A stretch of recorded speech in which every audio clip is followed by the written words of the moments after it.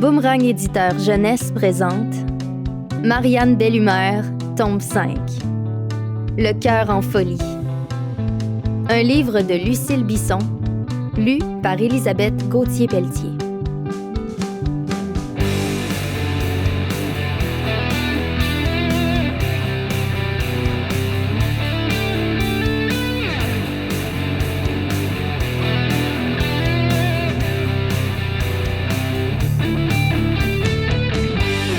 Dans les difficultés de la vie, un ami est plus précieux que la richesse. Ménandre.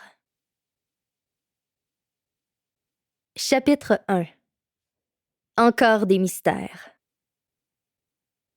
Le paysage environnant ne change plus depuis de longues minutes. Tout est blanc. La voiture des Belle-Humeur roule lentement dans cette grosse tempête de neige qui s'est levée après la pause que la famille a faite pour dîner à Lévis. Marianne, enfoncée dans son banc, concentrée sur la musique de Mélanie Mars qu'elle écoute grâce à ses écouteurs, fixe la nuque de sa mère avec insistance. Depuis leur départ, l'adolescente reste silencieuse. La conversation qu'elle a entendue entre sa mère et sa grand-mère quelques minutes avant de quitter la chute la laisse songeuse. Pourquoi toujours des secrets? C'est trop intense. J'ai trop hâte de savoir et en même temps, j'ai peur de ce qu'ils vont me dire. Elle déteste ce genre de surprise. Selon son expérience, les projets que ses parents lui dissimulent et qu'ils ont faits sans la consulter sont rarement de bonnes nouvelles pour elle. Le plus récent, leur installation à Rocher-sur-Mer. Des dizaines de questions tournent en boucle dans la tête de l'adolescente. Pourquoi font-ils autant de mystères? Je gage qu'on va encore déménager. En tout cas, moi je vais refuser, à moins de retourner dans mon ancien quartier de Montréal. La voiture est prise dans un trafic de plus en plus dense qui progresse à très basse vitesse sur l'autoroute. « Est-ce qu'on sera bientôt à la maison? » demande Mathis, qui s'impatiente. « Aucune idée, fiston, » répond M. Belle-Humeur. « La circulation est très lente. Les autos avancent à pas de tortue. C'est incroyable, cette tempête. Et elle continue de prendre de l'ampleur. » Marianne n'a qu'une idée. Rentrer chez elle. « Dis, papa, quand est-ce qu'on arrive à la maison? » demande-t-elle en enlevant ses écouteurs. « Marianne, ton frère vient juste de nous poser la même question. » Une alerte à la radio attire l'attention de tous. Nous invitons les usagers circulant en direction est à prendre note que l'autoroute 20 est fermée dans les deux sens à la hauteur de Saint-Jean-Port-Joli, et ce, pour une période indéterminée. « Oh non, maman, papa! » Marianne laisse entendre son désespoir. « Chérie, on n'y peut rien, » lui répond son père. La mère de Marianne, pour sa part, a la répartie un peu plus vive. « À ce que je peux voir, le ton conciliant du temps des fêtes a déjà pris la poudre d'escampette, n'est-ce pas, jeune fille? Crois-tu que ça changera quelque chose, le fait de crier comme ça? »« On est parti de chez grand-papa depuis 6 heures, » proteste Marianne. « Tu penses que tu m'apprends quelque chose, ma belle? Je suis dans la même voiture que toi, » ajoute la mère, d'une voix irritée. À l'arrière, la jeune fille comprend qu'elle a intérêt à ne pas poursuivre sur ce ton. « Qu'est-ce qu'on va faire? Tu as entendu les nouvelles à la radio, la route est bloquée. On va s'arrêter à Saint-Jean et attendre que la tempête se calme. »« Et si on reste bloqué sur la route pour toujours? » demande à son tour Mathis, qui s'inquiète. « Restez calmes, les enfants. On pourrait toujours s'arrêter au motel pour la nuit. »« Oui! Je veux dormir dans un motel, moi! » Mathis a retrouvé sa vivacité habituelle. Marianne, pour sa part, n'a aucune envie de dormir dans la même chambre que le reste de sa famille.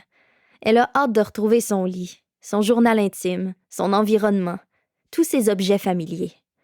Et surtout, elle a hâte de texter de nouveau avec ses amis. En montant dans l'auto, elle a lu un message de Noah. Noah. « Marianne, c'est terrible. Je dois te voir au plus vite. C'est urgent.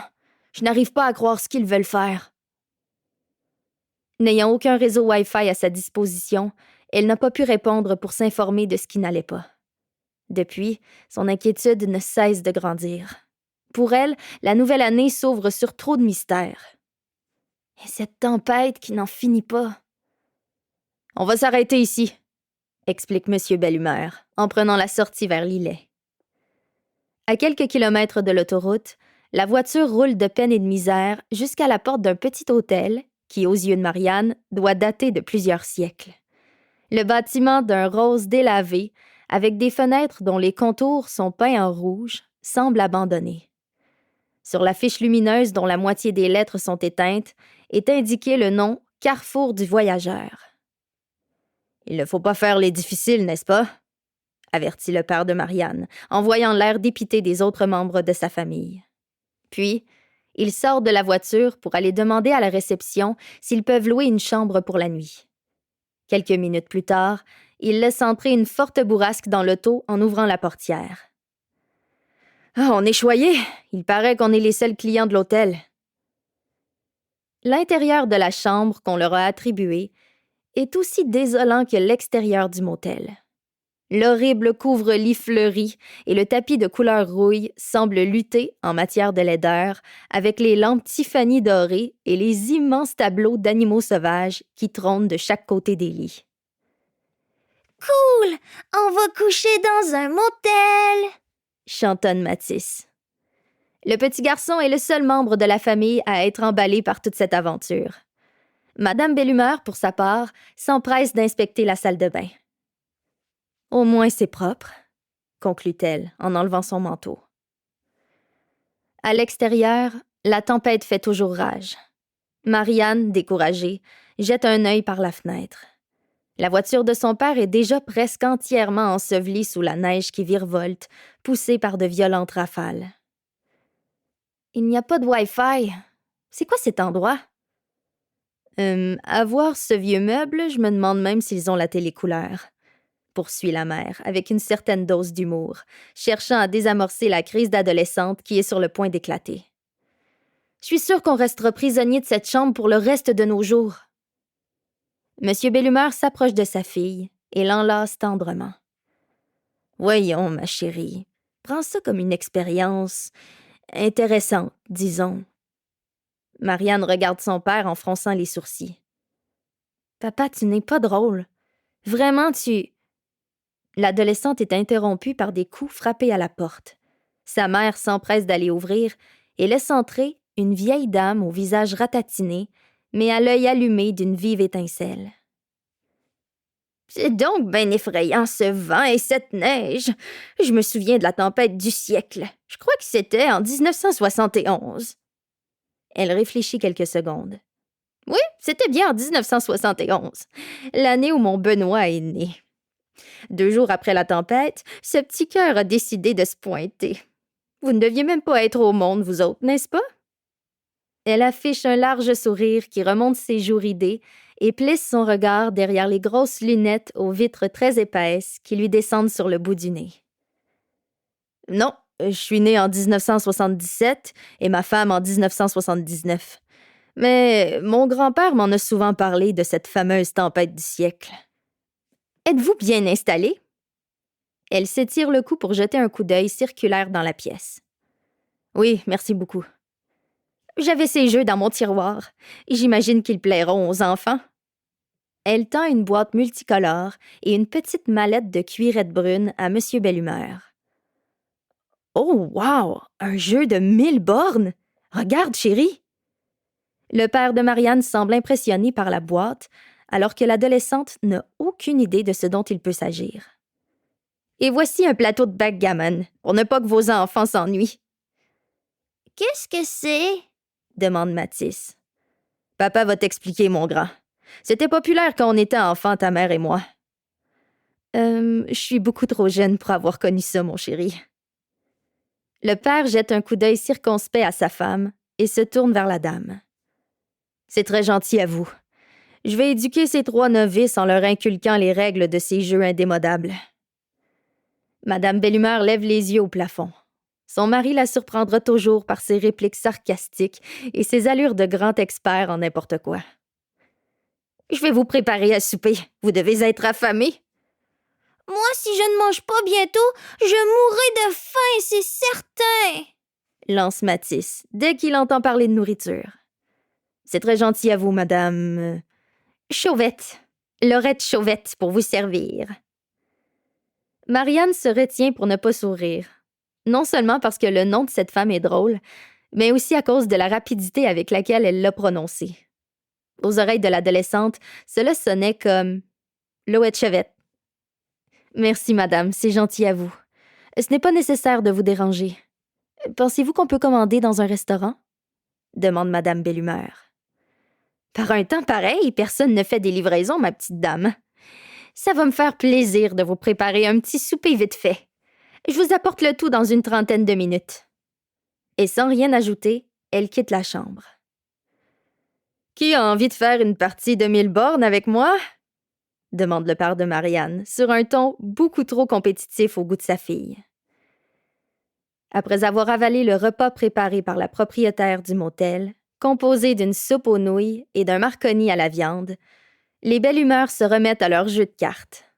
Contrairement à ce qu'elle avait pensé, et devant l'engouement de son père pour la chose, Marianne se découvre un certain intérêt pour ce jeu qui date du siècle dernier. « Crevaison! » Monsieur Bellumeur bougonne à son tour. « Il me faut un pneu de rechange.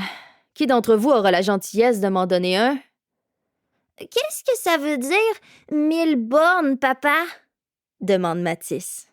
« Borne, c'est un synonyme de kilomètre. » « Synonyme? » questionne de nouveau Mathis, en laissant entendre un long bâillement. Un mot différent pour dire la même chose qu'un autre mot, c'est un synonyme. Tu vois, juste en ce moment, Mathis et un petit garçon qui ne se décide pas à jouer, ce sont des synonymes. Je crois qu'il y a un petit coco qui est prêt à aller faire un gros dodo, enchaîne madame Bellumeur en quittant la table. « Non, maman, regarde! Je ne suis pas fatiguée du tout! » fait l'enfant en ouvrant grand les yeux. Allez, jeune homme, il faut dire bonne nuit maintenant. L'heure du coucher est passée. Après avoir demandé une histoire, un verre d'eau, un câlin de chaque membre de sa famille, visité la salle de bain et changé 3 fois de place dans les 2 lits que contient la chambre, Mathis finit par s'endormir, au grand soulagement de sa sœur. Il est intense aujourd'hui, celui-là. Je vais prendre un bain, chuchote-t-elle à ses parents qui ont entrepris une partie de backgammon. Avant d'aller dormir à son tour, Marianne jette un regard par la fenêtre. La tempête fait toujours rage. Le vent souffle avec force, créant des tourbillons de neige sur son passage. Les lumières de la ville, au loin, sont à peine visibles. Je veux rentrer chez nous. Voyons, Marianne, sois raisonnable. Demain, la tempête devrait s'être calmée. J'espère, s'exclame-t-elle, en levant les bras de chaque côté de sa tête. Parce que pour l'instant, c'est comme un cauchemar ici. Il n'y a rien à faire. Elle s'approche de ses parents, puis à brûle-pourpoint, elle lance « Qu'est-ce que vous nous cachez à Mathis et à moi? » Son père et sa mère, d'un même mouvement, se tournent vers elle. L'adolescente comprend immédiatement que la situation est grave, juste à voir avec quel regard il la fixe. « Assis-toi, ma chérie. On doit te parler. » Chapitre 2. Vraiment. Dévorée par la curiosité, mais craintive à l'idée que les choses soient dramatiques ou même simplement ultra compliquées, Marianne reste sur ses gardes. Sa mère lui fait un timide sourire. Son père, quant à lui, enveloppe sa femme d'un regard protecteur. « Est-ce qu'on va encore déménager? » Tous deux se tournent vers leur fille avec surprise. « Mais non, ma chérie, voyons, quelle drôle d'idée! » Marianne laisse échapper un long soupir de soulagement. Elle pose les coudes sur la table et observe ses parents l'un après l'autre. « Alors, vous me la dites, cette nouvelle? » Madame Bellumeur croise les bras et regarde son aîné. « On va avoir un autre enfant. » L'adolescente croit avoir mal entendu. « Hein? » Monsieur Bellumeur saisit la main de son épouse. « Bientôt, un petit trésor viendra agrandir la famille. » Sur le coup, Marianne est incapable de réagir. Les émotions roulent dans sa tête à 100 km/h. Sa relation avec Mathis est déjà houleuse, puisqu'il demande beaucoup du fait de ses comportements. Un bébé, ça exige des soins, de l'attention. Avec un nouveau-né, comment sa vie de tous les jours se passera-t-elle? Elle se rappelle encore l'époque où ses parents ont ramené Mathis à la maison. En plus de l'avoir privé de sa place d'enfant unique, il avait pleuré presque sans arrêt durant les premiers mois, le jour comme la nuit. Du haut de ses 6 ans, elle avait voulu qu'on renvoie cette chose braillarde au magasin des bébés. Pour elle, l'arrivée de ce petit frère s'était avérée une mauvaise expérience. Aujourd'hui, elle ne veut surtout pas revivre cet enfer. « En es-tu certaine? » demande-t-elle à sa mère, d'une voix hésitante. « Oui, je l'ai su juste avant de partir pour la chute. » Et pourquoi tant de mystère autour de cette nouvelle? La jeune fille se souvient du sérieux avec lequel sa mère en discutait avec sa grand-mère. Parce que... Madame Belle-Humeur bafouille. Elle jette un regard suppliant sur son mari. « La grossesse pourrait être risquée, » indique ce dernier. « Qu'est-ce que ça veut dire? » rétorque l'adolescente. « Ma situation sera précaire. C'est un peu difficile à expliquer, mais il y a des problèmes avec mon utérus et c'est risqué pour le fœtus. D'ici quelques semaines, je devrais garder le lit presque en permanence. »« Qui s'occupera de nous? » demande Marianne, inquiète. Mathis se met à parler dans son sommeil. Marianne et ses parents l'écoutent marmonner, et ensemble, ils pouffent de rire. Pour répondre à ta question, Mamie Claire viendra habiter chez nous durant les derniers mois de la grossesse. D'ici là, j'aurai besoin de ton aide, ma chérie. Marianne réagit d'une bien drôle de façon.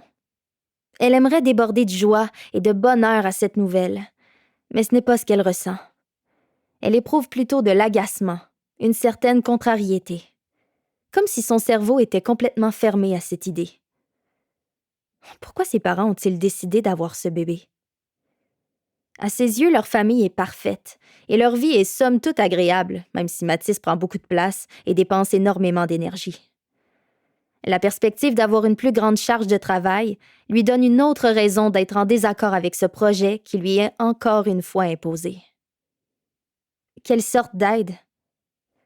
Madame Belle-Humeur est surprise par le ton de sa fille. « Est-ce que tu as un problème avec ça, ma chérie? » L'adolescente reste muette. Comment leur expliquer ce que je ressens? Elle a l'impression que cette grossesse changera le cours de sa vie et qu'elle devra s'adapter sans dire un mot. Soudain, elle se trouve égoïste de réagir de la sorte, de ne voir que les aspects désagréables de la bonne nouvelle que lui annoncent ses parents. Elle aura un petit frère ou une petite sœur. Elle serait censée être heureuse, non? Non, pas vraiment. Pas vraiment?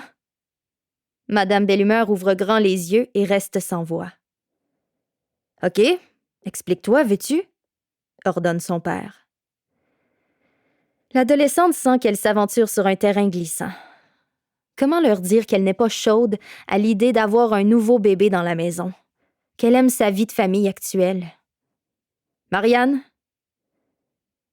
Le silence qui s'installe est lourd. L'adolescente se dit même qu'elle aurait préféré que ses parents lui annoncent un déménagement. Son questionnement est grand. De toute façon, aura-t-elle voix au chapitre? Prendra-t-on ses intérêts en considération? A-t-elle le choix d'accepter cette décision? Sa maman est déjà enceinte. Une chose est claire, ce nouveau-né fera son entrée dans la famille d'ici quelques mois, qu'elle le veuille ou non. Ce que je veux dire, c'est que un bébé chamboulera notre vie, non? Madame Belle-Humeur s'avance vers sa fille et l'entoure de ses bras.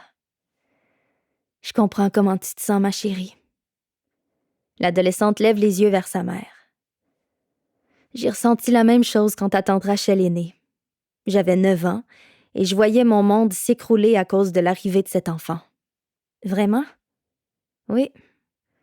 Et j'aimerais te rappeler que tu as réagi encore plus intensément à la naissance de ton frère. »« Vraiment? » répète Marianne. « Je te demande ta collaboration. Je m'en veux de t'imposer ça, mais mon état exigera que je sois moins active dans la maison. On va tous devoir faire des concessions, ma chérie. » Le ton doux de Madame Belle-Humeur ébranle sa fille autant qu'il la surprend. Peu habituée à ce que sa mère se confie de la sorte, l'adolescente s'oblige à reprendre le contrôle de ses émotions. « Je suis désolée, maman. J'aimerais que tu me dises ce que tu ressens. C'est important que tu puisses nous dire ce qui te met dans cet état. » Marianne, qui n'est pas sûre de bien comprendre les propos de sa mère, se contente de l'observer en silence.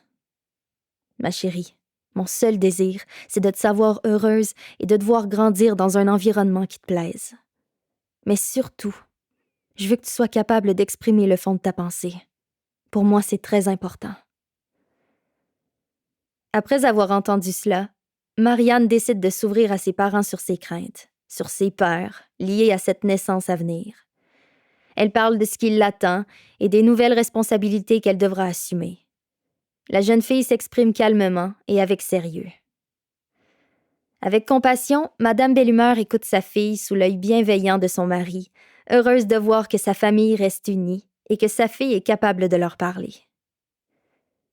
Puis, dans cette vieille chambre de motel hideuse en bordure de l'autoroute 20, le 2 janvier 2018, vers 21h25, alors que la tempête fait toujours rage, Marianne Belle-Humeur réalise que sa relation avec sa mère est en train de passer à un niveau supérieur. « Maman, papa, la neige a cessé! Allez, levez-vous! » Marianne sort prestement du lit dès que les paroles de son frère se frayent un chemin jusqu'à son cerveau. « On peut enfin rentrer à la maison? » D'une même voix, les 4 membres de la famille Belle-Humeur expriment leur joie de quitter cet endroit. À la vitesse de l'éclair, ils bouclent leurs bagages et, dans le temps de le dire, tout le monde est prêt à reprendre la route. Un petit déjeuner rapide dans un restaurant du coin complète leur arrêt impromptu et obligé dans ce petit village perdu sur le bord de l'autoroute. Chapitre 3. Le gilet rose. 4 heures plus tard, après un voyage difficile, les Belle-Humeur arrivent enfin chez eux. Marianne se précipite dans sa chambre et branche illico son iPod. Elle a l'impression que 1000 ans se sont écoulés depuis sa dernière conversation avec ses amis. Elle constate sans surprise que 12 textos l'attendent, mais d'un geste pressé, elle ouvre celui que lui a envoyé Noah.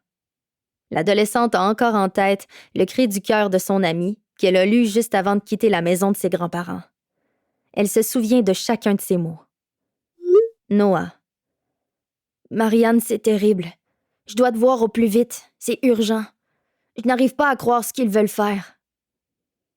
Depuis, il lui a fait parvenir 2 courts messages. Le premier date de la veille. Noah. Tu es où, ma chère? Et l'autre, de tôt ce matin. Noah. Je croyais que tu rentrais hier soir. Où es-tu? Écris-moi au plus vite. Sans attendre, Marianne répond au texto de détresse de Noah. Marianne. Mais qu'est-ce qui se passe? Je viens juste d'arriver. On est resté coincé dans la tempête et on a dû dormir dans un motel assez weird, qui doit dater des années 1950. Et bien entendu, aucun Wi-Fi. Je suis là maintenant, Noah. Marianne a l'impression que son ami est rivé sur son iPod. Aussitôt, les 3 petits points apparaissent sur l'écran. Marianne est rassurée. Elle va bien vite savoir ce qui le tracasse. Noah. Enfin! Tu en as mis du temps avant de revenir en ville? Marianne. Écoute, on a connu l'enfer en essayant de rentrer à la maison. Un voyage atroce, je te jure. Mais qu'est-ce qui se passe avec toi? Noah. Moi, j'ai vécu le pire Noël de toute ma vie. Marianne. C'était si grave que ça? Tu étais quand même en Floride, je te rappelle? Noah. Il m'envoie en pension. Marianne. Hein? Noah. Oui, tu as bien lu. Mon père a décidé de m'expédier en dehors de Rocher-sur-Mer. Il est convaincu qu'un séjour dans une école privée, c'est ce qu'il y a de mieux pour moi en ce moment. Marianne. Tu rigoles? Noah. Si seulement. Mais non. Ils m'ont inscrit dans un collège à Québec. Je déménage demain. Te rends-tu compte? Marianne. Mais ce n'est pas possible. Tu ne peux pas quitter Mattawa comme ça en plein milieu de l'année scolaire. Noah. Même mon grand-père s'en est mêlé en affirmant qu'un changement radical s'imposait pour que je réfléchisse à mon avenir. Marianne. C'est n'importe quoi! Noah. Je sais, mais je dois me soumettre. Je commence les cours à Québec lundi. Tout de suite après le déjeuner, on part pour m'installer là-bas. Marianne. À quel endroit habiteras-tu? Noah. Au pensionnat. Je vais vivre à l'école 7 jours sur 7. Marianne. Oh my God! Et comment te sens-tu? Noah. Comme si je plongeais dans un lac glacé. Et c'est totalement injuste. Mon père est fermé, ça ne sert à rien d'essayer de lui faire entendre raison. Marianne. C'est vraiment trop injuste. Noah. Il refuse que je reste à Rocher-sur-Mer. Il est convaincu que je subis de mauvaises influences ici et que mon état, comme il l'appelle, vient du fait que je suis trop libre. Marianne. Trop libre? Noah. Oui. Il me répète que je n'ai pas de structure, de discipline. Le collège qu'il a choisi est réputé pour être le plus sévère au Québec. Marianne. Il t'envoie à l'armée? Noah. Non, mais ils ont un programme pour adolescents perturbés. Marianne. Je trouve ça atroce. As-tu négocié avec lui? Tenté de lui faire entendre raison? Noah. Qu'est-ce que tu penses que j'ai fait durant les 2 dernières semaines? J'ai tout essayé. Mon père est la personne la plus entêtée de l'univers. Je dois me plier à ses exigences et me taire. Marianne. Je suis tellement triste pour toi, Noah. Noah. Merci, Marianne. C'est gentil. Marianne. Je n'aurai plus la chance de te voir. Noah.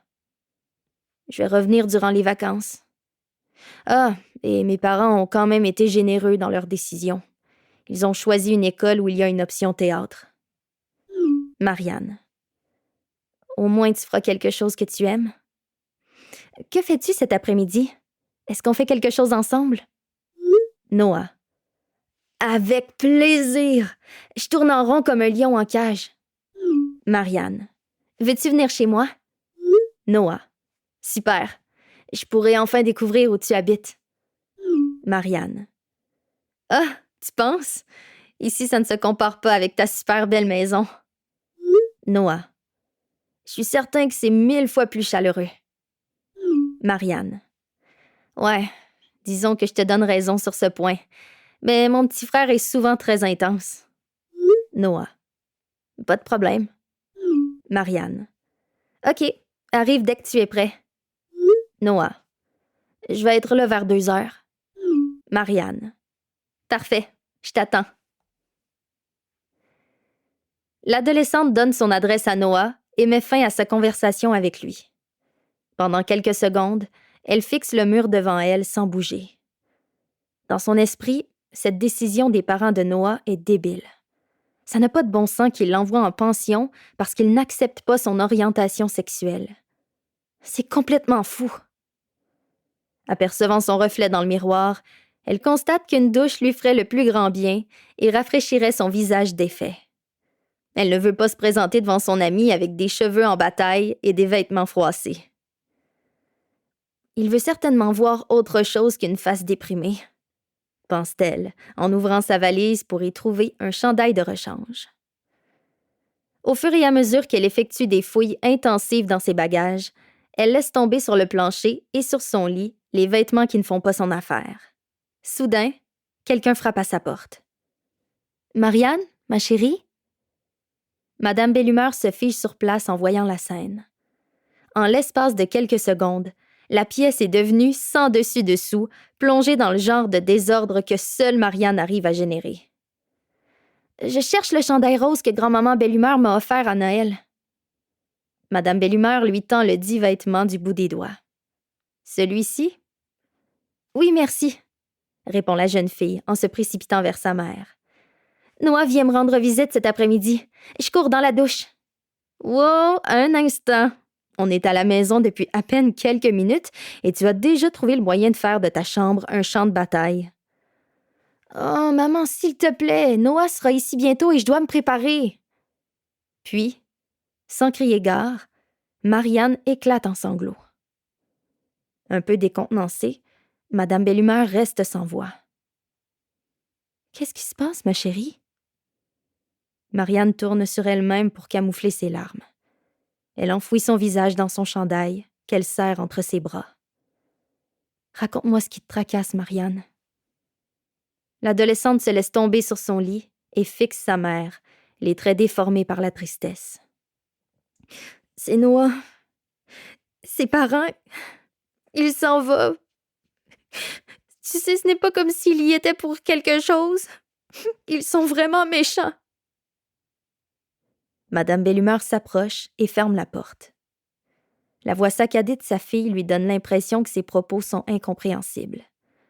En s'assoyant près de Marianne, elle constate que derrière les airs fonceurs et impulsifs de son aînée se cache le désarroi d'une petite fille dépassée par les événements.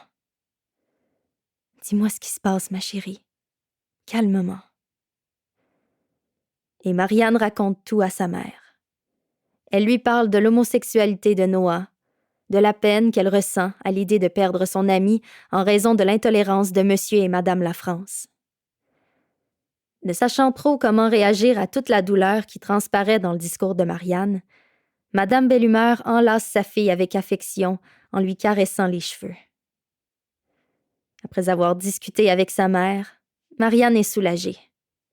Au début, Madame Bellumeur a tenté de la rassurer en lui disant que chaque parent gère sa famille comme il l'entend et fait de son mieux pour assurer le bonheur de ses enfants.